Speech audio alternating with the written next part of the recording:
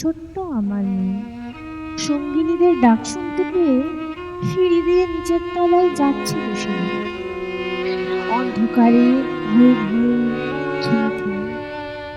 হাতে ছিল প্রদীপখানি, আঁচল দিয়ে আড়াল করে চলছিল সাবধানে। আমি ছিলেন ছাতে, তারায় ভরা চৈত্র মাসের রাতে। হঠাৎ মেয়ের কান্না শুনে উঠে দেখতে গেলেন ছুটে। সিঁড়ির মধ্যে যেতে যেতে প্রদীপটা তার নিভে গেছে বাতাসেতে। সুধাই তারে, কি হয়েছে মামি? সে কেঁদে কয় নিচের থেকে, হারিয়ে গেছি আমি।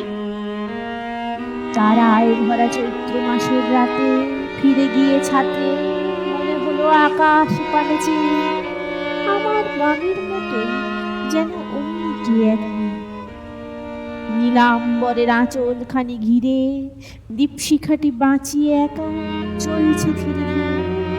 নিত্য যদি আলো যদি হঠাৎ যেত থামে, আকাশ ভরে কেঁদে হারিয়ে গেছি আমি।